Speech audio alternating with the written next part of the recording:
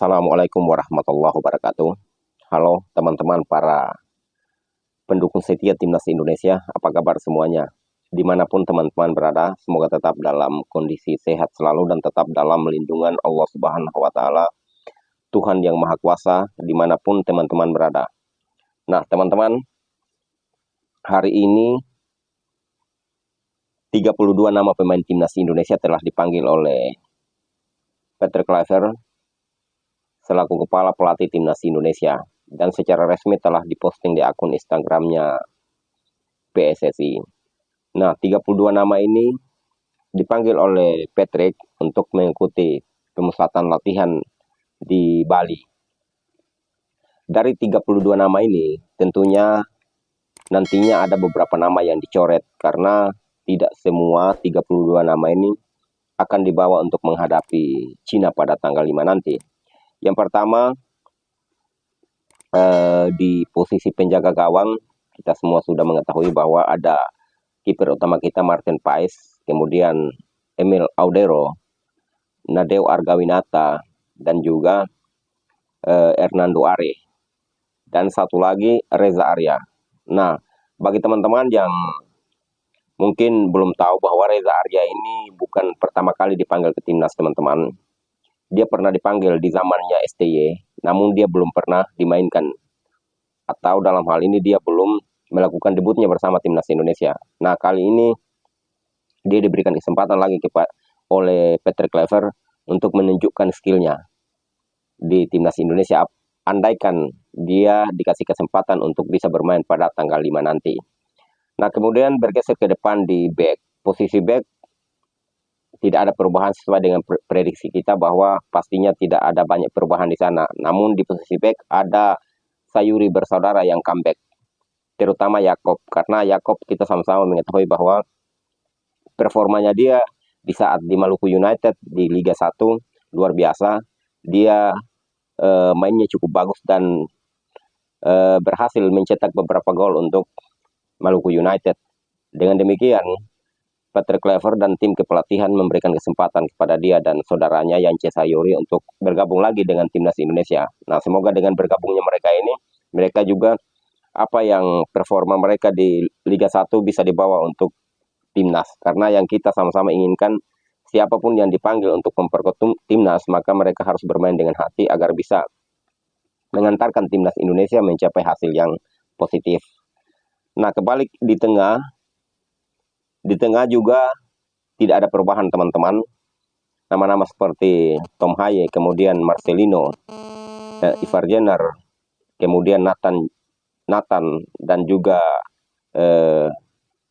pemain baru kita yang baru beberapa bulan yang lalu berhasil dinaturalisasi dan sudah satu kali debut bersama Timnas Indonesia, yaitu Joey Pilipesi. Nah, pemain satu ini jujur secara pribadi saya senang dengan pemain ini, walaupun usianya sudah tidak muda lagi. Namun saat dia melakukan debutnya pada saat Indonesia menghadapi Bahrain di Gelora Bung Karno, dia merupakan salah satu gelandang jangkar yang berhasil mematikan pergerakan-pergerakan ataupun serangan-serangan yang dibangun oleh pemain Bahrain.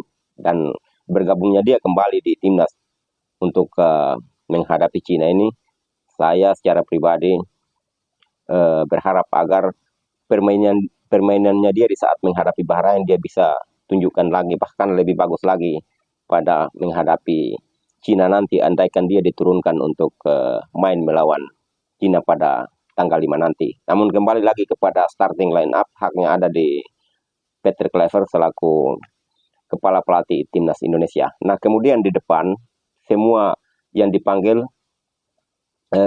sama, hanya saja ada satu nama di sana yang hilang, yaitu Ragnar Oratmangun. Nah, sebagai informasi teman-teman bahwa Ragnar Oratmangun bukannya dia tidak dipanggil karena masalah-masalah yang lain, namun karena saat ini dia mengalami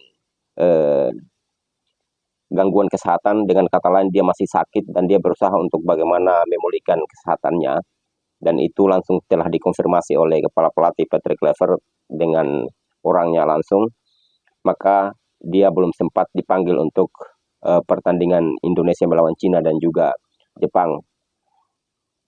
Yang lebih mengagetkan bagi saya, mungkin teman-teman tidak, tapi saya, karena di sana ada nama Stefano Lillipali.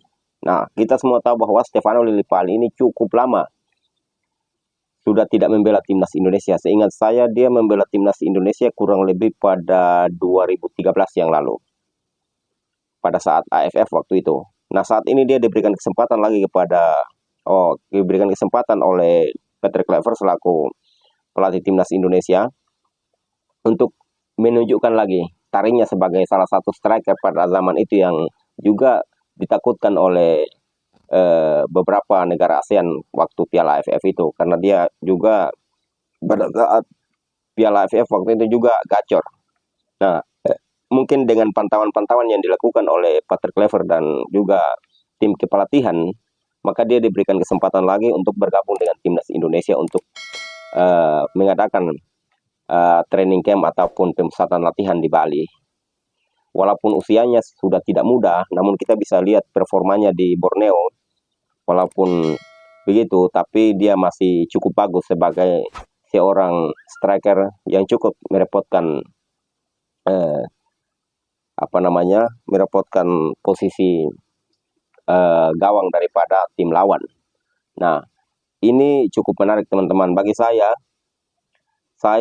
siapapun yang dipanggil oleh Patrick Kluivert itu haknya dia.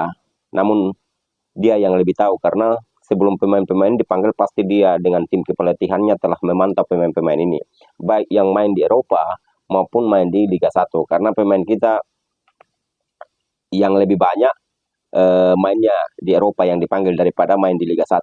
Maka pastinya dia telah melakukan pantauan-pantauan, baik itu dia sendiri maupun asisten pelatihnya seperti Alex Pastor dan juga Dani Lansat. Maka setelah diputuskan untuk nama-nama ini dipanggil, maka mereka lebih tahu tentang performa daripada pemain-pemain yang dipanggil. Karena yang diinginkan oleh tim kepelatihan maupun kita semua yaitu harus menang. Karena tanggal 5 ini pertandingan penentuan antara timnas Indonesia dan juga Cina. Karena Cina juga berambisi untuk merebut poin dari timnas Indonesia. Sebaliknya kita juga berambisi untuk 3 poin di Gelora Bung Karno harga mati. Karena di saat kita mendapatkan 3 poin di Gelora Bung Karno pada tanggal 5, maka bisa dipastikan 99% kita bisa lolos ke putaran keempat. Nah, itu yang menjadi keinginan kita semua. Maka marilah kita dukung terus tim kepelatihan dan juga punggawa Garuda yang saat ini dipanggil, siapapun dia.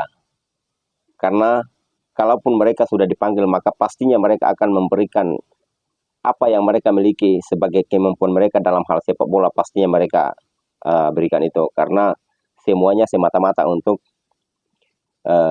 negara ataupun bangsa yang kita cintai ini. Nah, teman-teman sekalian, mari tetap kita dukung mereka. Mereka berjuang di lapangan, kita berjuang di luar dengan mendoakan mereka.